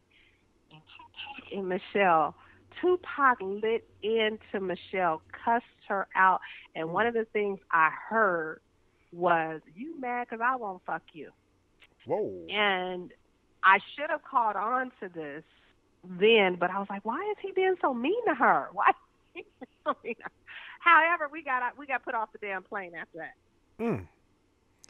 So, Michelle, we all had to get off the plane. We knew it. Dad said that he shit. He lit into Michelle. He lit into Michelle, and I was like, oh my God, what happened? I don't even know what the conversation was that he cussed her out so royally on this plane that we got put off on the plane. Wow. Did she even say anything to defend herself, or she just cried or She something? said nothing. She said nothing. I don't remember if she cried or not, but it was so embarrassing. And I had my embarrassing moment with him when he told me, this is business. And next time you tell me a time, you better have your ass down here too. Well, first of all, I wasn't even used to being talked to like that. So Mm-hmm. I was shocked. I was shocked for one. And yeah, he was professional, and that's how he did. And I don't know what Michelle did to him, what Michelle said to him, but oh my God, she got her ass handed to her on that plane. Yikes. And I guess we all did because we had to get off of it. Oh, wait. No, no. And so, yeah, Mm. so that's one of the ones that nobody knows. I've never told that one. But you see, I know y'all got a whole treasure trove of unreleased Tupac shit. Y'all tell it another day, but let's see here. Where I want to go with this? Okay, so I don't know. I don't know what they have. I'm sure they have. I didn't have much time with Tupac. I really did not have much time with him. My daughter had a little crush on him. She would have been, I want to say, about four at the time, 4.5, 5 at the time that she met Tupac, and she was goo over some Tupac. oh, she was. Tell us all She about was it. goo over some Tupac. And actually, it's a picture of her. Her dad is holding her. Hmm. Dad's baby mama and baby is in this picture, and Tupac is in this picture. At I want to say she was 2 years old on this. So how was she 4? How long he's been dead? 20 years. Yeah. Pac been there going on 20 22 years, but years. okay. Well, she was 2 years old then. Hmm. She was 2. It was her second birthday. It was, and he was there. Hmm. They had on their little silk Versace shirts, and Suge had on his what you call it, Cujo or Cujo Coogee, shirt, not a whatever that. Coogee, Detroit shit. Coochie, there you Yeah. go, Coochie. He had on a Coochie sweater at the time, and Tupac had on a Versace shirt. And sure enough, they were in front of his mother's house. Sure threw her a big barbecue carnival party at his mother's house in Compton. Mm. Now you know the rumor was Yeah. Michel'le said was saying that Tupac tried to hit on her. That's a joke. I just told you. Yeah, it was. I just told you what he said. Yeah, but she was telling motherfuckers I've never that heard that before, but allegedly. well, I Yeah. just told you the story. I just told you the truth of the matter of the story is Okay. what he said to her on that plane. So apparently she must have been trying to push up on him, and he wasn't having it. Yeah, because it was a video and He she had was. no respect for her. What I saw, he has no respect for her. He didn't have no respect for her. Yeah, because it was a video this leaked on the internet where they was in the studio and Michel'le was rubbing all on Tupac's chest and rubbing all on his head and shit. Like, yeah, she wanted Tupac to hit that pussy. She wanted Tupac to hit it. Mm. Mm. Business. Yeah. Business. Yeah, because imagine her fucking Tupac. Just could you imagine that? Then she would have been that shit. I could have accepted that. I could have accepted her and Tupac opposed to her and Suge because the dynamics of Suge and Dre's relationship threw me a loop too because they were good friends. I mean, I believe at the time that had became Suge's best friend and Suge had became Dre's best friend. Uh-huh. So all the things that Dre say about Suge, and you got to understand, I know friendships break up every day, but how hurt could they have been with each other that they started talking about, well, that's just Suge's nature too, to talk about people, and people don't understand that. Mm-hmm. He don't understand that. Okay. Now, let me ask you one more question because I don't want to keep you that long. We ain't gonna do them 3-hour interviews and shit. Not talking about my man Bum first because they do some damn good interviews, but we ain't gonna do that. How does it make you feel when you hear all these ignorant individuals all over social media saying that Tupac is still alive, he faked his death, he's over in another country hiding away, and then there's also one idiot that says, okay, no one never saw Tupac's dead body, or no one, they just saw him in the hospital. Okay, now, I was aware that you saw Tupac's body in the hospital when he was still breathing. Do you care to tell us the state that he was in? Was he up? Was he walking around? Was he shaking the bed? Was he trying to talk to people when you saw him? Tupac's body, although a machine was helping him breathe, he looked like he was dead to me. Mm-hmm. And that's my thought of what I saw. I couldn't even, when I saw him, I didn't know he was as bad of shape as he was in. True, was he breathing? Yes, but there was a machine making him breathe. So if you take a person off of life support, will they breathe again? They do it all the time. Sometimes they do, miraculously, sometimes they don't. Mm-hmm. Tupac did not look like to me he was ever going to survive that. Wow. So did you, when as a seeing him, and you knew that, did anybody else, was around, had that same feeling, or they was just like, no, he's gonna survive this? I believe his mother knew. When I saw a mother, talking about a mother that lost her child. See, as life goes, a mother's not supposed to bury her child before he buries her. Mm-hmm. And so she knew too he was going to die. He was not going to make it. Contrary to they said he would make it, he wasn't. Okay. Well, ladies and he gentlemen, wasn't going to make it. Yeah. And the whole, is Tupac alive? No, Tupac is not alive. Okay. So, because Suge, a lot of people going to learn. Suge is a comedian. People don't even understand that about Suge. Suge is a comedian. Mm-hmm. And that's his second life. If he had to do anything else in another life, it would be a comedian. I believe that shit. Suge is a comedian, and he thinks things are funny that's not even funny. He cracks his own self up. And for him to say that is publicity. Yeah. It's to keep things going. People say things to keep things going. That's what people don't understand. And from my do you think his mother would have reacted? It's hard for a mother to put on an act so good and thinking her son is dead and he's not dead. Mm-hmm. No, it's no amount of acting that great. No, it's not. Not at all. And after Suge did that and said that, Tupac sold a lot more records right after that. Yep. Suge is a smart motherfucker, y'all. You can't just think of how many people came out trying to look like Tupac. No different than Suge's famous look. People show rocking Suge's look. Yeah, the bald head and the beard. Yeah, they rock it. Yes, they are serious and being overweight. Mm-hmm. They are rocking the hell out of that look, and they don't credit that to Suge's look. And they don't even credit that to him. But what was that?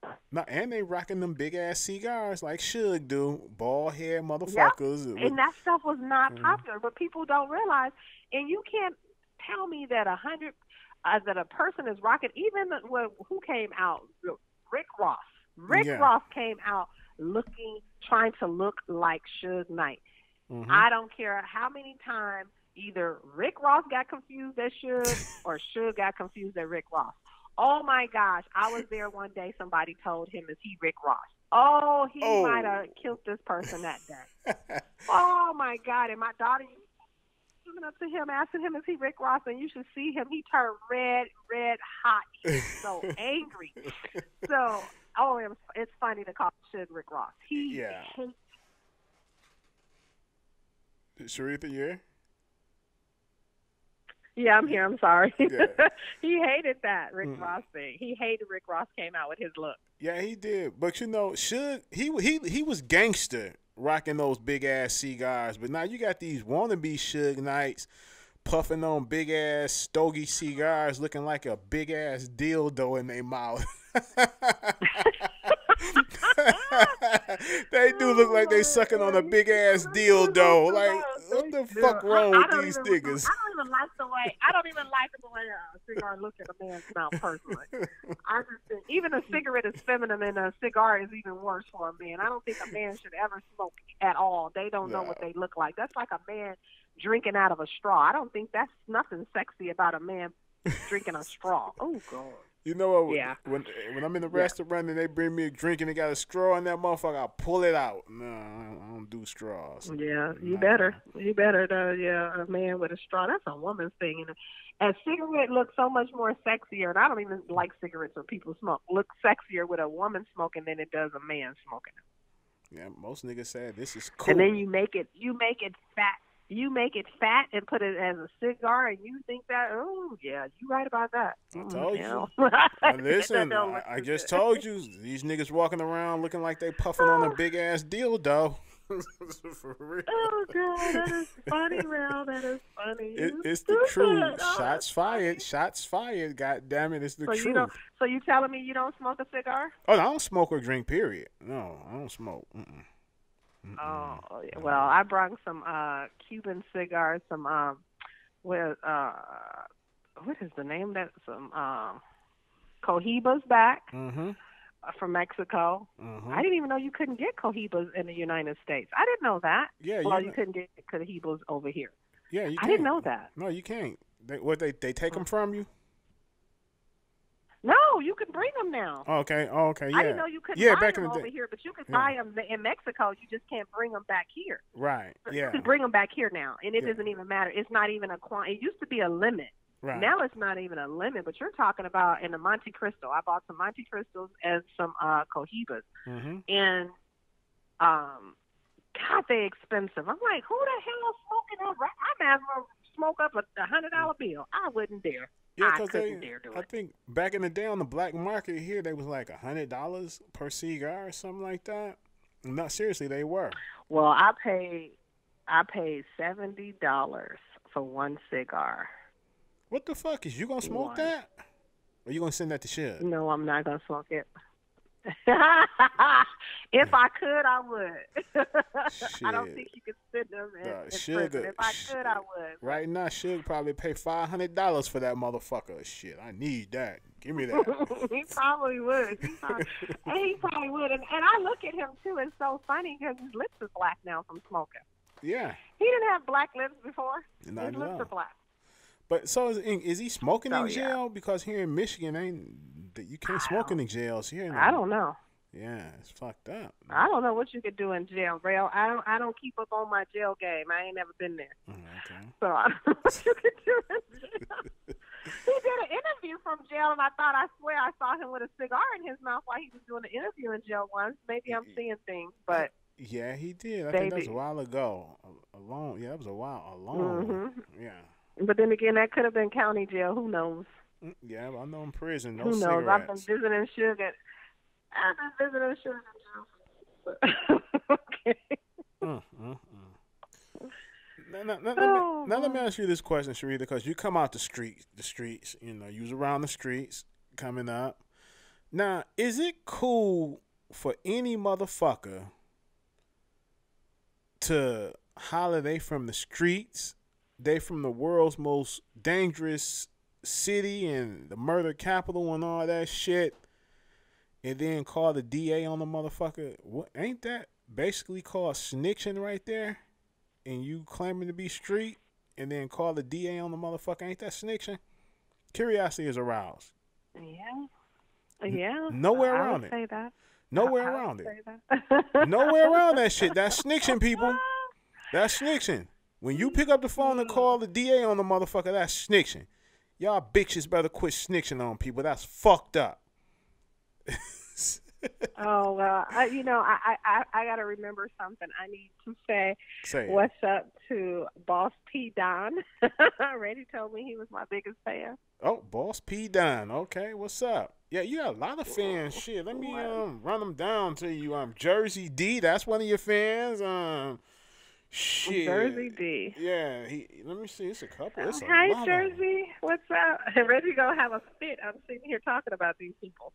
But, yeah, you know what? I never thought, I've been in the closet, you got to understand, for so long and did never want to do an interview. And actually, I'm getting used to it. I'm getting very comfortable with it. But what the prime reason I don't like doing interviews is because people misconstrued what you say. Let me tell people right now. Tell them. I got away from death row Mm-hmm. years ago, and I have vowed to not remember some of the stuff. And people keep asking me, so sometimes I get timelines messed up. So you have to forgive me on that. Sometimes I don't recall it exactly how it was, but I try to tell everything as truthful as I remember it. Now, if you catch me on something, I will tell you, oh, yeah, you are right. I was wrong. I don't have a problem with correcting myself. So people should know that. We gotta look at this. I'm wrong. I'm wrong. This I'm was human. 22 years. This was I'm 22 human. fucking years ago. So shit, I don't remember half the shit I was doing 22 People years don't, ago. and people don't understand that. Hell, my kids will tell you I remember last night. So, hey, not Shit. unless it was good. Shit, I can't even tell you. I can't even tell you. I can't even tell you the women I was fucking 22 years ago. I done had women walk up to me. You don't remember me? No. You know. Oh, that's the worst. And I'm not talking about the women walking up to you or no guys walking up to you. But Yeah. you know what's so funny to me? I get people walking up to me all the time and say, "Hi." Matter of fact, I was in L.A. By my mother's, Mm-hmm. and that's on the 100. I'm sorry, it's on 83rd and Manchester, somewhere between on Western. Mm-hmm. So I go in the store, because I am who I am. I'm gonna go anywhere I want to go.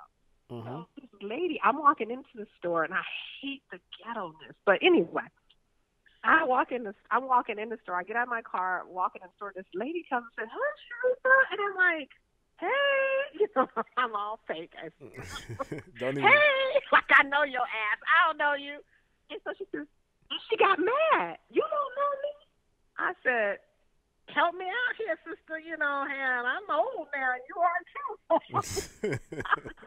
So she tells me who she is, and I go, "Hey, girl, hey, it's nice to see you. Look at you." I went in that store, and I was like, I don't know who the hell that is. I still don't know who it is. I get you. People don't understand that. People look so different, and I think I look different. I look at myself in the mirror, and I run across pictures of myself. I'm like, oh, my God. I was good looking. I didn't know I was. I'm not anything, but I honestly did not know I was that attractive. I really never knew that. Quit playing. But when I see a picture, I swear to you guys, I never knew that. I never knew that. And I see pictures, old pictures, and I'll be like, oh my God, I was this good looking. Mm-hmm. And I'm surprised myself. Because you got to understand, I'm 50 years old now, and I'm looking at myself in the mirror, and I'm like, oh, you're so ugly, you old, you this, you that, you got a little weight on you now, you need to lose that weight. And, I do have this dream, I got to get back, because you got to understand, I'm looking at my daughter, and she looks just like me. So I'm looking at my daughter, and I'm like, oh, my God, if I can get back down to your size, I can look like this again. Yeah. Yes, I don't know. I don't know if people know or not, but I didn't know I was that attractive at all. I just thought, I used to see gorgeous women. I'd be like, oh, my gosh, she's so pretty. I never looked in the mirror and thought I was pretty. Never. My one Hollywood crush was Nia Long. Nia Long. Yeah. Oh, I like Nia. I think she's gorgeous. Her stomach. Now that I thought I saw her, she was in the Roxanne document, the movie biopic. Roxanne. She played her mother. I think she got a gut now. Her stomach hang over her panties, so she don't look too attractive any longer. I mean, oh my God, real, we all can't have a flat stomach for the rest of our lives. Some of us women are fortunate to have that flat stomach, but okay, I got a gut. It is, it's protruding. Everybody can't have a flat stomach, real. Okay, get over it. Get over it. Don't for real. Right now. No, I can't. So your stomach people, can't. We all can't still be 125 pounds for the rest of our life. Some of us can, and some of us can't. Stomach cannot hang over your panties. Say, no. I know. I feel that too. I do feel that too. But yeah. I do feel you on that. Trust me, I do feel you on that because I do not like my own panties hanging over my stomach. And one girl, I said to myself, and she gonna hate me. I said, you know damn well you can't see your vagina. Who you told that to? I told that to my sister. want that. You know, because when a woman is pregnant, you cannot see your vagina. I don't care what no woman say. You got to be this little no, real. You can't see your vagina. No different. A man with a big stomach can't see his dick. I don't care what they say. You cannot unless you look in the mirror. So I feel you on that. I feel you on the stomach thing, and I really try to work hard on my stomach, but sometimes it don't work out that way. So I suck it in, and I suck it in when necessary. So no, my husband do not see me with my stomach over my panties because I suck it in. You know the one I really hate though, Sharitha. I hate the women that they got them big old stomachs and they pull their panties up over their stomach. I'm like, what the fuck? Yuck! No, no, no. No. Well, come on now. Give us women a break. You know, I'm okay, do you have a six-pack under your shirt? Do you have a six-pack under your shirt? I'm a man. Hell, I mean, no. But we talking about women. We ain't talking about us. Listen, don't. Rail, you can't. See, listen. You cannot say that. You know, I know it is this real concept of a fat woman. It's harder for a fat woman to get a man opposed to a fat man to get a woman. Not true. But that's what they say. That's what they say. Listen, them fat women is winning right now. We now. all gain a little weight.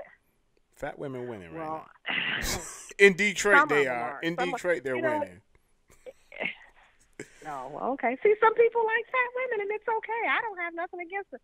I'm right now. The only thing I'm against with a larger woman is when they're wearing, trying to wear a little crop top, and their stomach is hanging out all over the place. Stop it. We have girdles. Put the damn girdle on and push that stomach into place. You don't have to do that. You can't. Some of us cannot wear spandex pants and straight leggings. Put a shirt over it. No. Put a shirt over it. I'm gonna tell you. Listen, I'm gonna tell you this story. This is the true shit, and I'm glad that she doesn't listen because she don't know nothing about my YouTube and my podcast. But this lady, she lives in one of my houses, right? And she had the blinds open. I was in the backyard doing something, right? And she was walking around in the house. She had a thong on, right?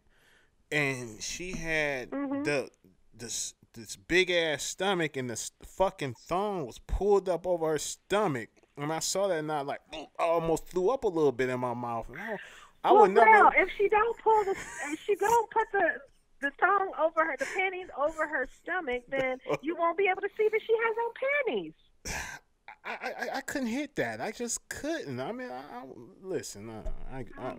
Okay, Ralph. When you get married, your wife, hopefully she stay the same size, but we all get old. Now, I've seen some old. I go to jazzercise class, and I've seen some old women, and I'm like, damn, I'm embarrassed. I am embarrassed. Yeah. Oh man, it's a couple. You know, yeah. Over here, yes. Where I go to the track at, man, I be seeing these old ass fine women. They got bodies like put some of y'all young women to shame. I know. Damn. I know, and I am ashamed. People, you know, because I look at my pictures and I think I look good then, and I think I still look good regardless if I'm got a little big gut. But see, I have very large breasts, so let's go there. Oh, shake Jersey deep. You know, I can't believe I just said that. However, I'm a large-busted woman, so the stomach gets camouflaged a lot because the first thing you notice is my breast.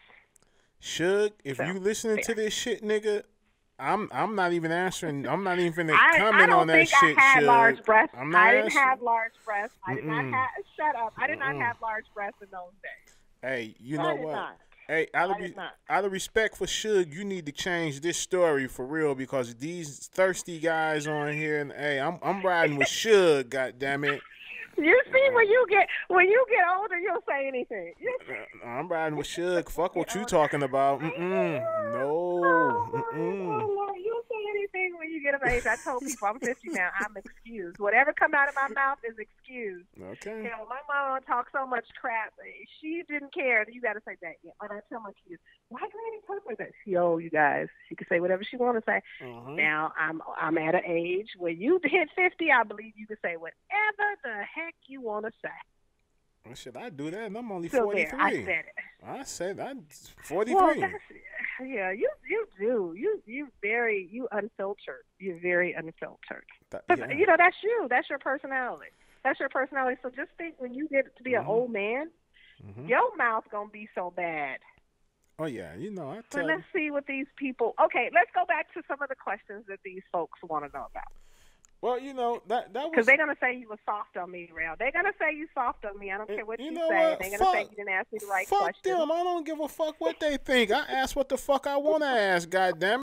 So, with that being said, I asked all the fucking questions that I wanted to ask and the Elite family wanted to ask. Now, if you want to just give these motherfuckers some voluntary information, go right ahead and give it to them. I'm not going to stop you. For real. Uh-huh. Now, so we okay. We say we don't I want know. to do it all. I know.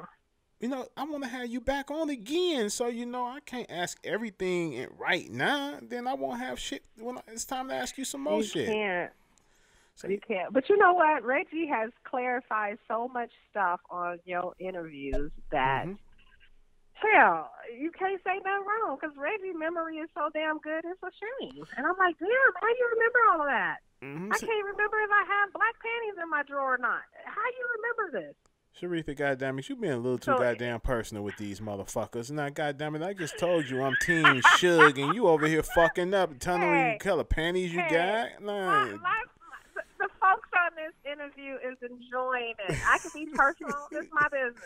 Yeah, I'm a grown ass woman. It's my business. Team Suge, y'all. Team Suge. Rail, don't get you don't want me to get personal because you over there as a single man. Yeah, I get it. You want me to stop being personal? No, be personal. Get these niggas, because these niggas, let me tell you something, Sharitha. These niggas is over here dying over you, okay? These motherfuckers want to know. I mean, you tell them about your black panties. You tell them you got big breasts. These niggas want to know if you single. I mean, some nigga once upon a time said that he... No, I'm not single. He said what? One guy in the comment, it's in the comment section, the nigga said that he will do you. Meaning the good way. Do you, baby. Like, do me. Yeah. Do me, baby. Like it never.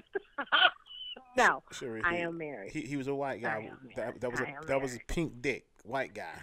I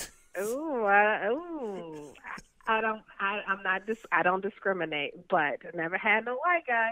But anyway, I don't discriminate. But I am married. But I will flirt with everybody, and that's one thing about me, that I'm a big flirt, and I strive myself to make every man feel good about themselves all the time. And my kids hate it because I'll be like, oh, good looking. He could be ugly as hell. Good looking. How you doing? And I just like to see people smile. I love to see people smile. That's just me. So I'm very friendly. Then what you going to do if he said, let me get your phone number? If you touch my ass, Rail, then it's a different person that's going to come out. Don't touch me without, don't touch me. You could talk all the shit you want, but don't touch me. Why you gotta say you touch my ass, Rail? Like I'm gonna touch it. I'm not gonna touch it. Shit, I don't want no problems with Suge. I don't want them problems. I ain't been Suge woman in a long time, and I'm sure Suge. You know what's so funny about touching ass? Every time, it never fails. It never fails. That's one thing Suge does. He either touch my breast or touch my ass. Every single time I see him. Yeah, that's shit. It never fails. And I'm like, dude, stop touching me. Why are you touching me every time? That's just him, and he gets a kick out of it because he don't do it every time. So I try to always stand a little distance between Suge and I all the time because I know what he gonna do. I'm like, stop touching it. Stop touching it. Listen, he got the right to do it. That's his ass, and those are his breasts. He don't have no right to do nothing. Hey. He had young ass. I'm an adult, so I know what I'm doing more or less now than I was then. So you was his first. He's missing out. He was your first. He was your first, right? I doubt if I was his first. No, but he was your first. I'm gonna tell you a story relevant. Let me tell you this one story. See, I'm gonna be real personal right now because I love being personal, and I've never told this story. Okay, let's hear it. When I was dating Suge. He asked me one day, he says, oh, you want to go over there? And he points to this, let's say, complex. And I said, I don't care if you want to go there. No, we pulled in. That's what we did. We pulled in, and he was like, you want to go in? And I'm thinking we done pulled up at somebody's house. Right. not knowing. We pulled up. So he gets out the car, and I'm not understanding why he got out the car and went into this building, this office. I'm like, damn, what is he doing? What is this? Well, I done set my dumb self up to be at a motel.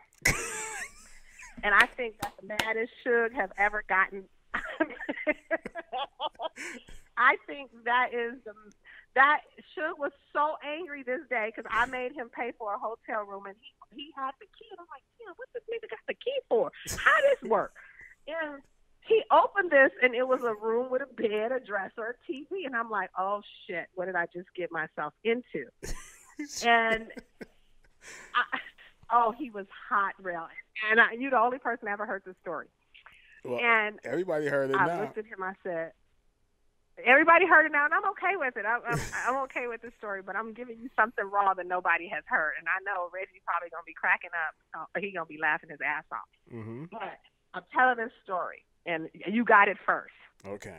Exclusive. We went in this room, and I swear we didn't do nothing. He was so mad at me. He was like, you just made me. I swear to God, oh my children. I was like, I can't do this. I don't know what you do. I'm sorry. I didn't know what this was. I said, I didn't know what this was. This man was hot. He was so hot. I knew this man would probably try to rape me or something because he just spent his money.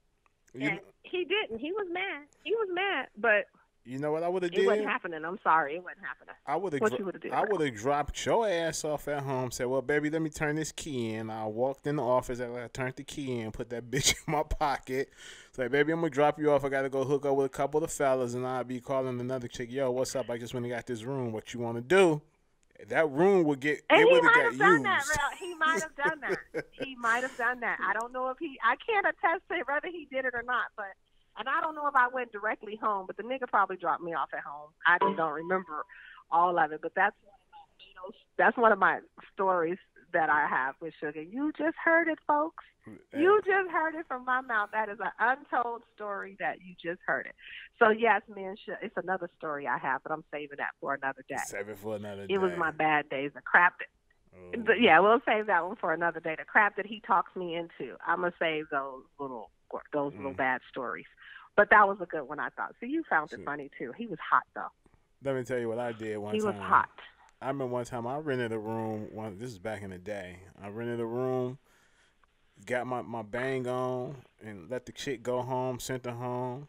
Then I told another chick, come on through. I just rented this room. I made the bed up and shit. Real, I'm done. I'm done. I did. I don't even want to talk to you no more. Real, I'm nasty. I don't even want to talk to you no more. You know how much germs you just passing along? That is disgusting. I had a condom on, I'm so done. I'm good. I'm done. Is this interview? Okay, well then, all right. Okay, but still, it's nasty. I don't care. You know how many niggas do that shit? Are you wrapping this up? Yeah, I'm wrapping this up. I'm wrapping it up. They are blowing me up. I'm trying to close this deal for an old client of mine that wanted me to do this deal for him, and I'm doing this deal, and I've been doing this deal since I was on vacation. So I'm gonna wrap this deal up because they have to do this interview tomorrow. Yes, ma'am. So if you're done, we're done here. If my daddy say it's okay for me to be on live shows right now, just give me a call. Hey. You guys give me a call. Listen, I really enjoy you, Real. I really do. I really do. Most so definitely. I know when you air this, people are going to have stuff to say. Fuck and that's 'em. Fine, folks. I'm down with you. Fuck I'm 'em. not going to say that, Real. I say it, fuck 'em. I enjoy your feedback, whether it's negative or positive. If you want to know something that I didn't share with you, please, I'll read the comments, and I'll make sure whenever I'm on the air again that I will answer those comments. There you have it. Well, I'm going to tell you motherfuckers like this. Just do what the fuck you need to do and get into the elite family, and then you ain't got to worry about none of this bullshit. And that's plain and simple. But, ladies and gentlemen, thank you very much for tuning in. And we are out. Thank you, family. Thank you, family. That's right. Peace and love. Bye. We out of here. All right.